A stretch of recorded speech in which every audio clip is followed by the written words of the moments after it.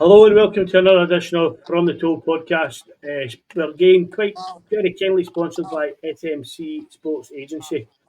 On today's show we have Robert Kennedy. Robert, how you doing? I'm alright, how are you, Toby boy? No bad, mate, no bad. So obviously we'd like to especially thank the sponsors, SMC Sports Agency, an agency where making a difference is the goal, based locally here in the East End of Glasgow, helping you make your dreams become a reality, giving 100% attention to detail using a vast knowledge of contacts, networks built over a long career in the game. You can contact them today at SMC Sports Agency at gmail.com. Robert, as always, every episode I always start off with asking people, Finnart, how did you come across Finnart? What was the first experience? I grew up in Brighton, East End of Glasgow, and Finnart was my local team. So, played for them amongst others. Growing up, played amateur with them, played under 21s with them as well. So, I played for Finnart when we were amateur. Then obviously started getting involved with the girls' academy right at the very beginning when it started. Right. When did you play with Finnart then? Don't know, 18, 19, 20, 21, around about that time. Right. Never got to win any Scottish Cups or anything like that, like the rest of the boys. It's a hard task, mate. It's not as easy as people make it. Aye, well, it wasn't as easy for me anyway. That's it. So you say there obviously the girls' academy. Yep. How did you get involved in that? How did that come about? A wee lassie had been asking me to get involved in football, and I spoke to Phil one night and he said, "Oh, we've got the lassies are starting up." So I went down, and first night I went down, there was two coaches there, but one of them wasn't staying for long, and Phil's like to me, "Do you want to come in and get involved?" So I went in and started getting involved. First night I went with 7 girls, and it's just I've taken more and more a leadership role within it since then. Eventually becoming the head of the academy and trying to help develop the girls for Finnart and the girls game in a wider context as well, probably. So, it's been good. So obviously stepping into that role, your background's a bit different. You've done youth work and things like that, but your background isn't football. So how did it feel taking on a team? Were you ever involved in running a team prior to this? I ran an amateur team before, so that probably helped me. I snapped my cruciate ligament in both of my legs, so I never played football for as long as I would like. So I started managing because it was one of the ones, you're the guy that's injured all the time. You get to stand at the side and tell everybody else what to do. So I'd done the amateur team before, and then so I've got a lot of leadership roles within my own job anyway. So it doesn't really faze me, to be honest with you. I've played a lot of football, watched a lot of football. I love the game. So I think for me, it started off with the rain, started off my wee lassie, but since then it's grown into, I don't know what my life is with football really, do you know what I mean? It's one of the ones where every day of the week news and I'm involved in football, do you know what I mean? That's it. That's the side that people don't see. How hard was it taking on that responsibility of the kids? Adults probably a bit different. You can speak to them or you can get across. But how was it? Because you're starting from scratch. The girls' team basically was a blank canvas. It was all down to you where it is at the moment. I think it's very challenging, obviously, but the benefit is I did have a youth work and child work background, working with children, young people background. So I think that probably puts me in a good stead when it comes to the veins. And I've done a lot of community work as well, so that helps me when I work with, try to speak to the parents and trying to encourage them to do the best for their children. We're trying to do the best for their children, so I think I probably had all the tools. Obviously, it's really hard for that to try to do a girls' academy twice before, I believe, and they never really managed to take off. I think we probably came in at the right time for it to take off. Girls' football's on the rise all the time just now, and I think it's only going to get bigger. As our numbers would state that it's getting bigger every year, and I think that's only going to continue, hopefully, do you know what I mean? So we probably picked the right time to do it. I was probably the right person to do it, supported with the coaches. All the coaches that have been in around the girls' academy for the very, very beginning all play a massive part in it as well. Do you know what I mean? So fair enough, I might have been the one that sort of took it a run, but I couldn't have done it without them. Do you know what I mean? I think that's the part that you don't really see is the amount of effort and time people are putting in behind the scenes. It's not just what's happening on the training pitch, it's the planning, it's the organising, it's the making sure you've got all the kits for people, and then all new lasses started, we need to get her registered and need to get a kit and we need to get a training gear, and it's like, I think that's the part that people don't really see. People just think, oh, you're just training on Monday or Thursday and the Wayne's playing on a Sunday, it's not that hard, but in reality, it's probably a part-time to full-time job, really. Do you know what I mean? And I think, for me anyway, it's been one of the most rewarding things I've done as a volunteer, and I've volunteered quite a lot, as you know, Toby, but I think for me, just watching some of your girls are moving on to unbelievable levels, do you know what I mean? Playing for other teams who the girls could potentially turn that into a job for themselves, do you know what I mean? That they're playing at that higher level. So, and if I've played a tiny part in that, then I think that's amazing. That's it, mate. As you said there as well, it's not just the 2 nights training and the game in at the weekend. It's everything else that goes with it. You know what I mean? It's like you're talking best part of 20-30 hours a week minimum. Aye. On that side of the football, and people don't see that, and they don't see that the commitment and the effort given by yourself, all the coaches, and everybody volunteering for the club. And it's always hard to try and get that across. You know what I mean? I know you've probably said it, and all most of us will say it at one point.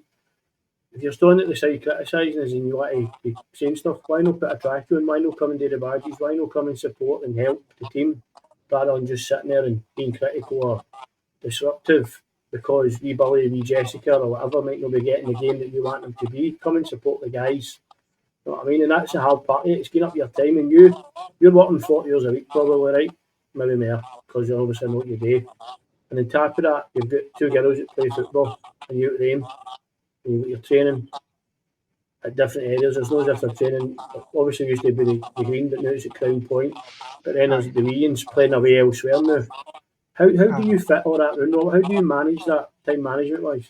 It's a struggle, and to be honest with you, I probably rely on people quite a lot as well. So, like with my older lassie, she goes to the under 16. She's a captain of the under 16, so she's there every Tuesday, every Monday, Wednesday, plays on a Saturday.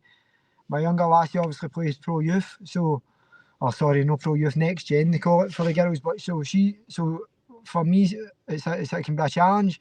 Luckily, probably fortunately, because of the relationships I've built through Finnart, that I've got people there that are happy to pick up my older lassie and take her, or pick up my younger one and drop her here and drop her there. And I think that's where it becomes like a family mentality, where you've got people who are willing to step in and give your child a lift and give your child a run. And I'm fortunate.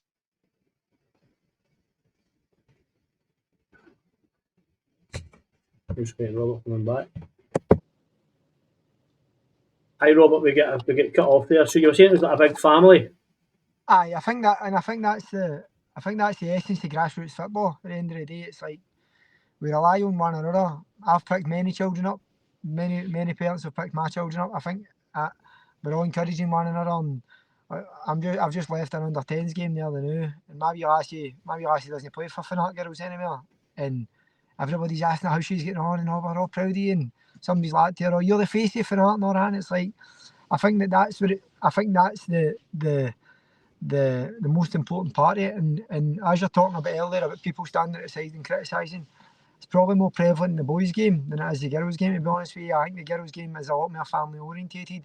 Don't get me wrong, you still get parents who are a wee bit enthusiastic or a wee bit loud, and that's not always a bad thing, but it's as long as it's done in the right way, in the right manner, and trying to encourage children and not going against what coaches are saying and stuff like that. And that's the hardest part for parents, is because they're watching their child doing stuff and maybe not even know why they're doing it, and then they're going against what the coaches are saying and stuff. So I think for us, we're very fortunate. I do feel that the lassies game is less aggressive from the side of the park than what the girls get, what the boys game is. I've obviously seen boys games, and sometimes it can be a bit much.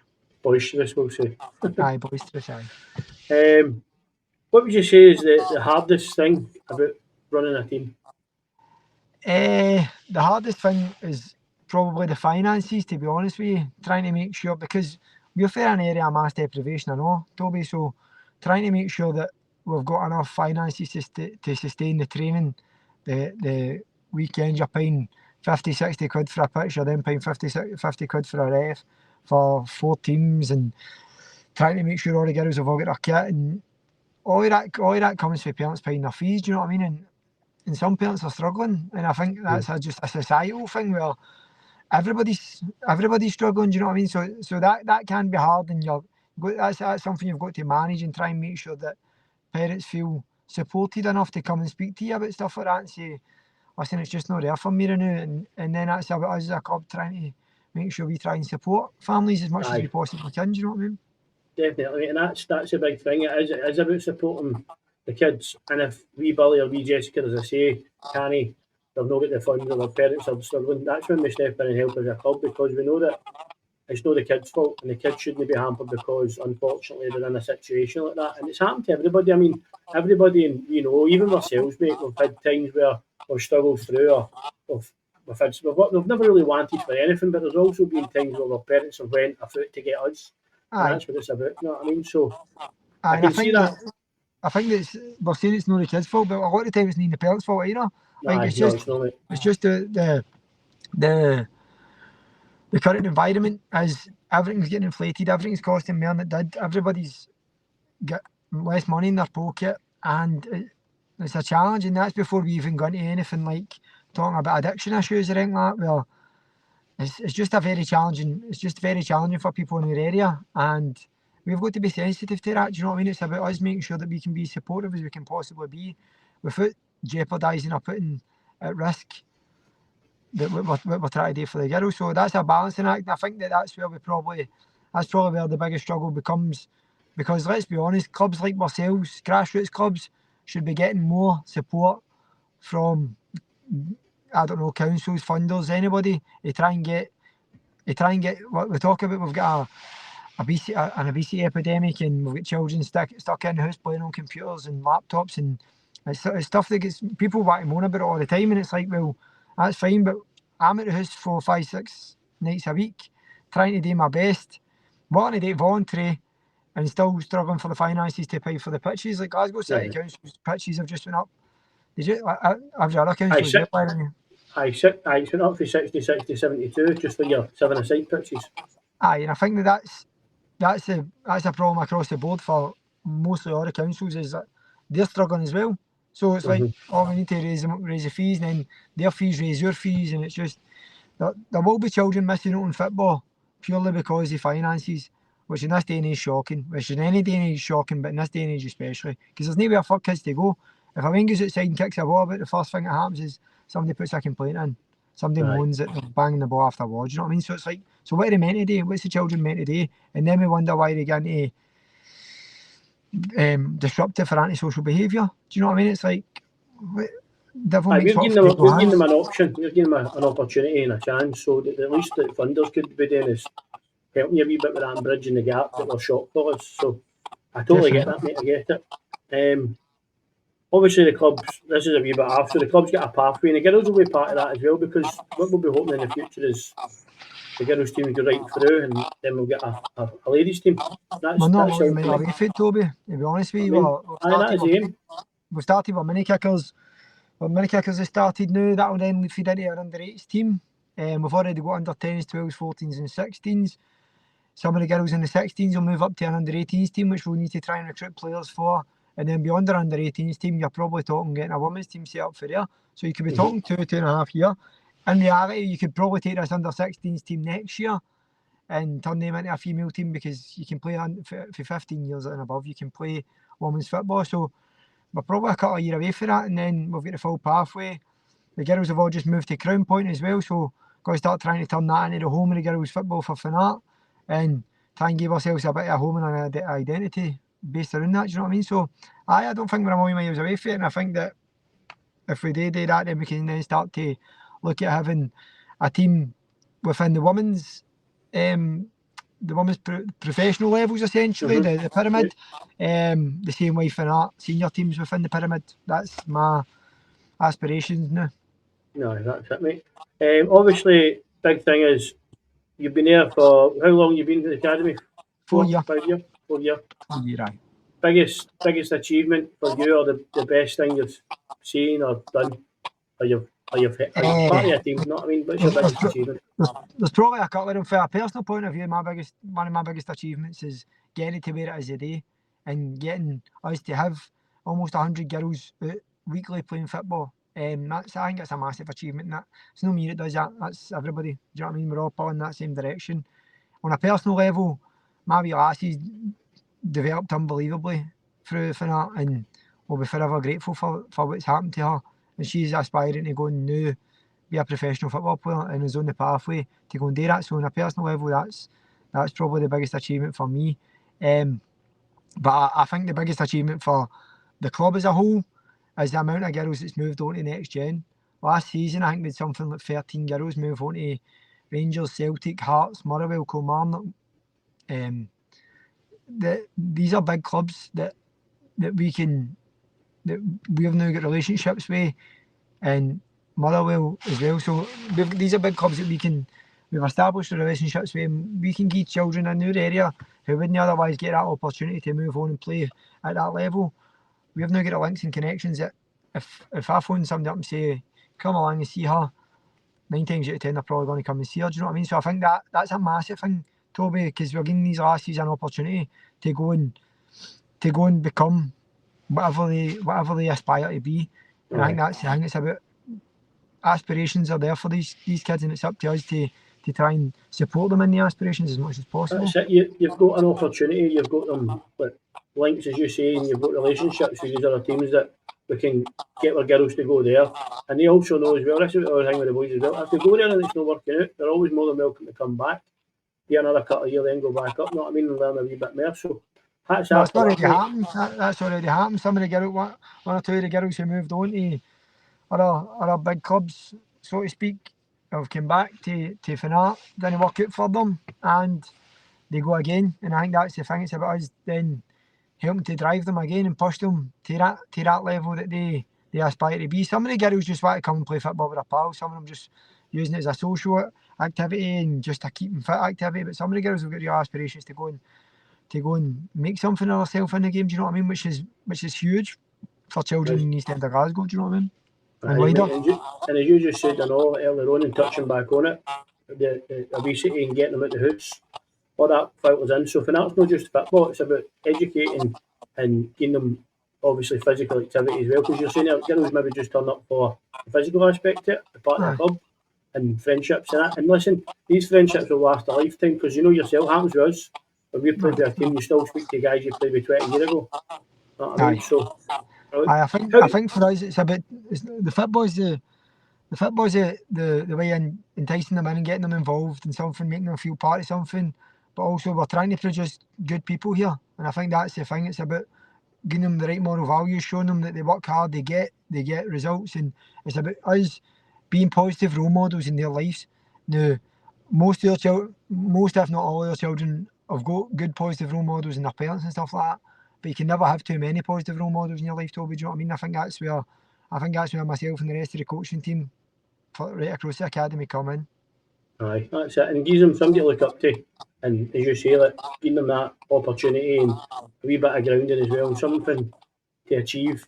They could, and as you said, that your aspirations can be high and you can set the bar high, and you all get that opportunity because every one of the guys that are doing the teams or the ladies that are doing the teams are behind it. They're the ones pushing the kids as well because they want them to live this. They want them to be better than what they can be. You know what I mean? Or what they should be. Realise your potential. The fact of the matter is, how many boys do you know and Diano that will stand and talk about how I could have done this and had a try with that, and it's like, and a lot of that comes down to making the wrong decisions at the wrong times. You know what I mean? So for us, it's about trying to support them to make the right decisions and feel supported, and also, as you say, be able to come back if it's not working out, or you're not enjoying it, or it's not what you felt it was going to be. There's the Finnart girls door will always be open to any girl who used to play or has moved on phase. Aye, definitely. So obviously, lastly, looking back at last season, how did you go on? The under 14s, now 16s, finished 5th in the league.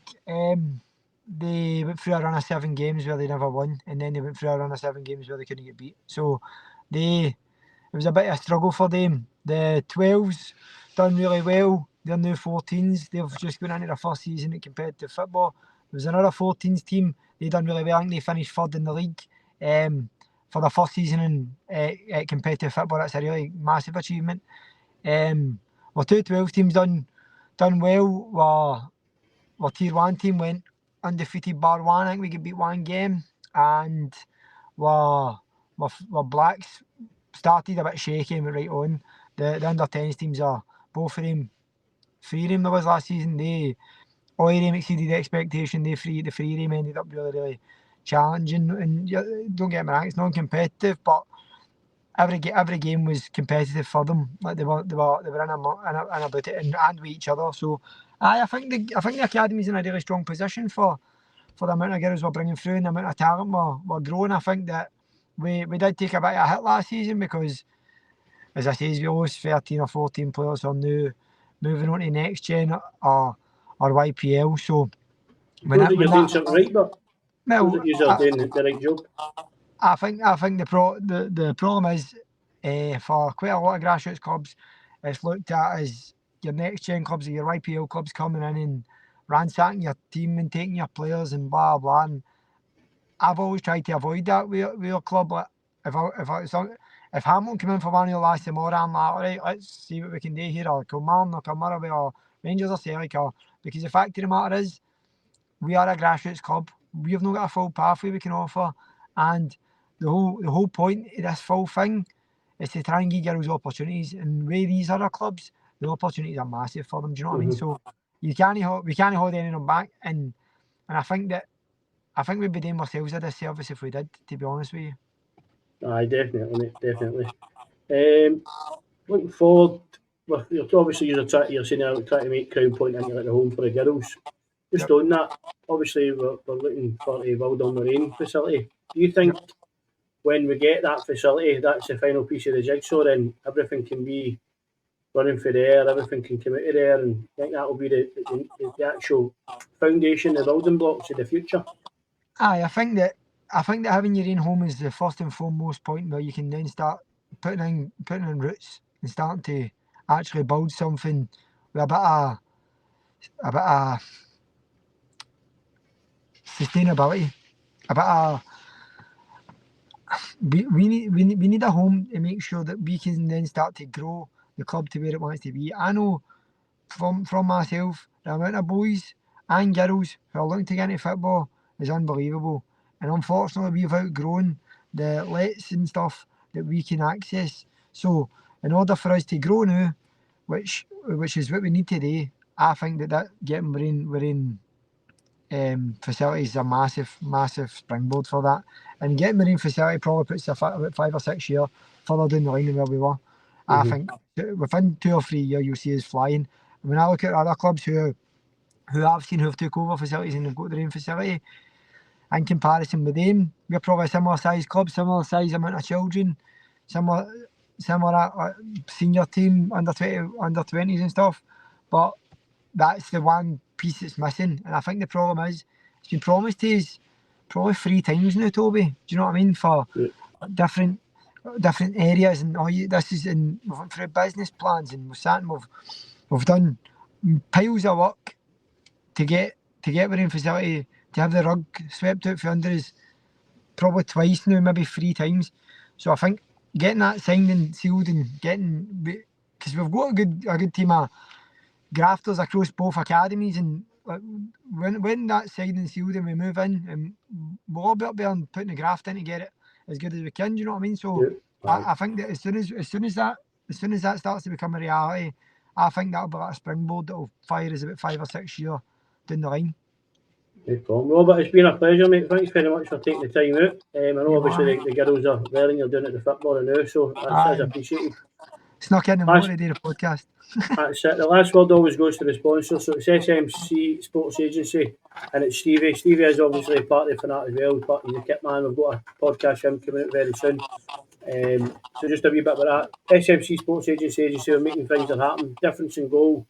Based locally here in the East End of Glasgow, to help you make dreams a reality by giving 100% attention to detail, using a vast knowledge of contacts and networks built over a long career in the game. Contact Stevie today on SMC Sports Agency at gmail.com. Robert, thanks very much, and I'll see you soon, mate. Thank you. No bother. Thank you, Toby.